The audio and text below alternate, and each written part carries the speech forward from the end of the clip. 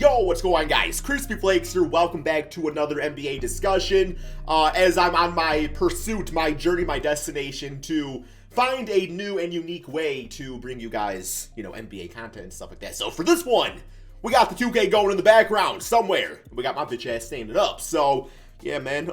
Today we are going to be talking about Damian Lillard and Ben Simmons. Cause what else is new in life? Not too much, man. Not too much. It's always something with these two, right? Always something with these two, and for good reason, because they are both, very talented basketball players. Both in very not so good situations, guys. So, first let's talk about. Well, it's mainly a Damian Lillard focused video. But at the same time, Ben Simmons' name has been brought up recently. Actually, I think like earlier today, the report was kind of listed. So, okay, what's going on, man? What's the TLDR so far on Damian Lillard? The latest report is that he is extremely frustrated with management. Coach Chauncey Billups, by the way, Pistons fan, obviously. I will give you all 21st round picks, man, unprotected, for Coach Chauncey Billups in the trial. I'll do it right now, man. But no, extremely frustrated with the organization. I don't know why people thought it was going to be any different this season. If you look at some of the moves they made in the offseason, it's literally the definition of their basketball team right now. And that is average. What they do in the offseason. They brought in Cody Zeller. Let me know in the comment section below. Give me a more basic basketball player than Cody Zeller. You can't. That is about as average as it gets. And that's nothing against him.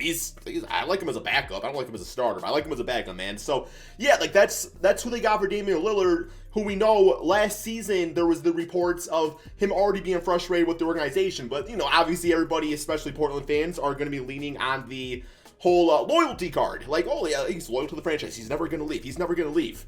I mean, I don't know about you, but I think when it comes down to loyalty, when it's one of your core values, it's something that, you go to sleep at night, you're like, yes, I'm loyal to this basketball team. That only stretches as far as the loyalty that you get back from the franchise, man. Like, I have no doubt in my mind that Damian Lillard wants to be in Portland for the rest of his career. I think he wants that. But I also get, too, that he's 31. He's been a top 2 point guard his, damn near entire NBA career, for the most part, right? Especially in the last few seasons. So with that, I mean, it's like the piece is there.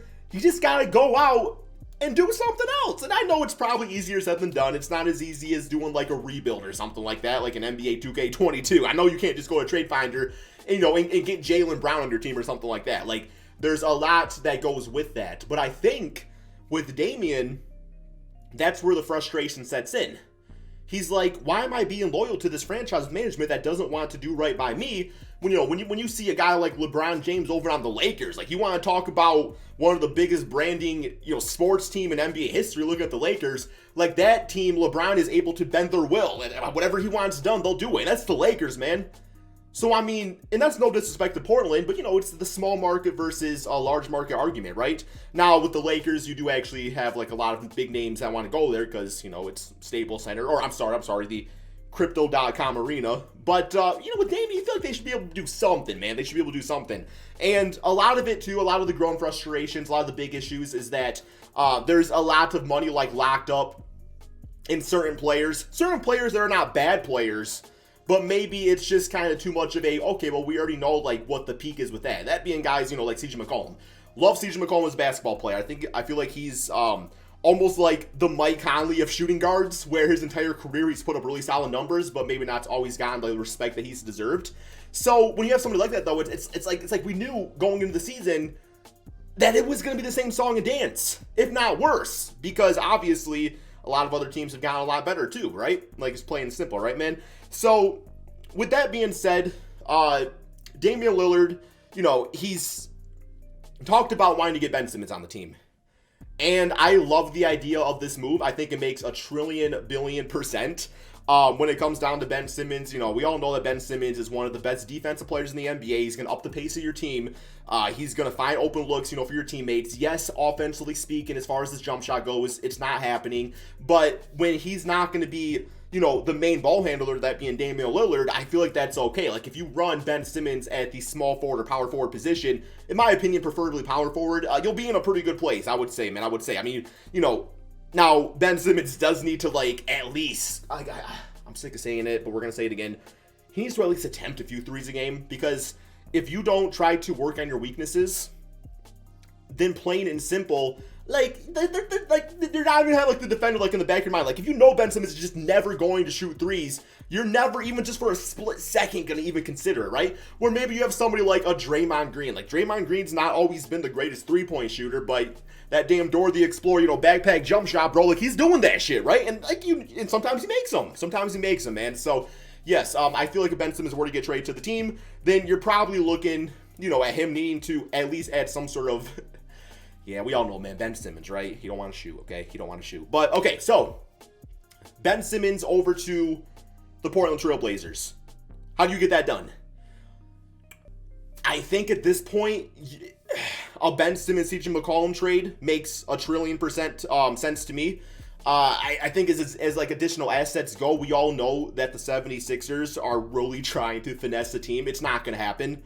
Now the 76ers are also okay with just Ben Simmons not playing. They're just like, okay, yeah, we got him on contract for like 4 seasons. Like, one of these years, man, a team's going to bite, which is, in my opinion, actually also pretty, irresponsible when it comes down to it. Like, Ben Simmons and the organization, man, it's probably a video for another day, but we all know, the situation has not been handled professionally from either side. I feel like both sides are at fault, right, man? So, but I feel like, you got Joel Embiid on your team, who obviously Joel Embiid, we don't know how long his career is going to be, typically 7-footers when you have an injury history that can catch up to you later on in your career. So, I'm going all in, man. Like, 76ers, when healthy, are already a really good team.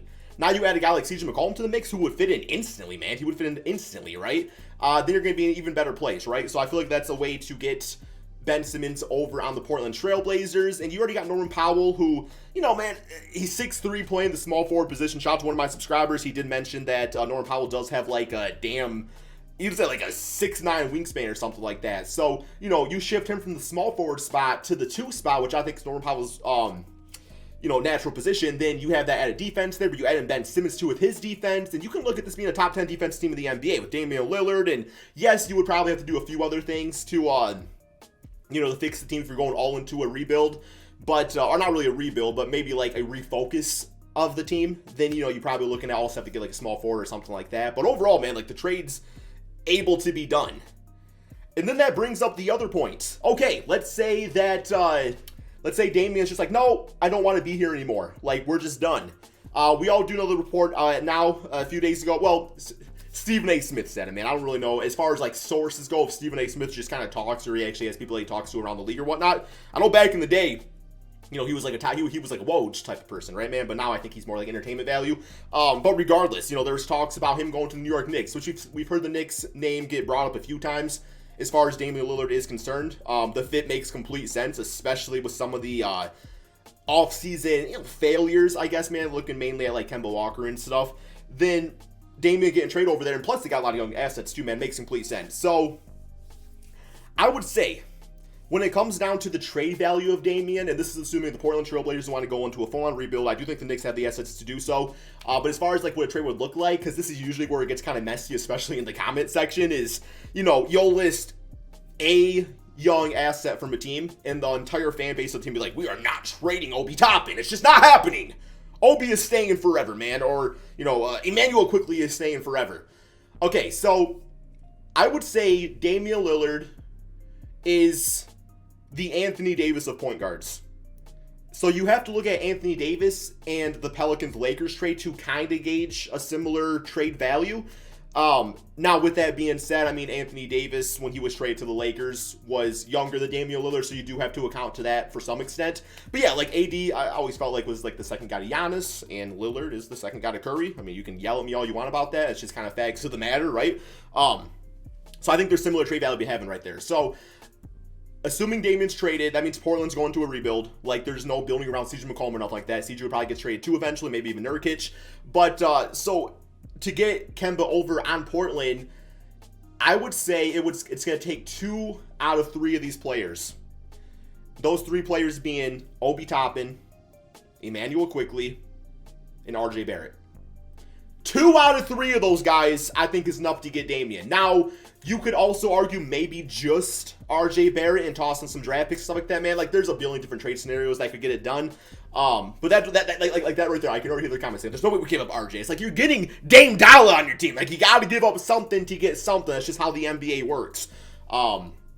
It's always interesting, too. I don't know if you guys play, like, fantasy basketball or football. Anytime I'm in, like, a fantasy football league, just no trades ever happen. Because I know if you're trying to trade with me, then you're trying to finesse me. Because it's just, I don't know, man. It's almost like that.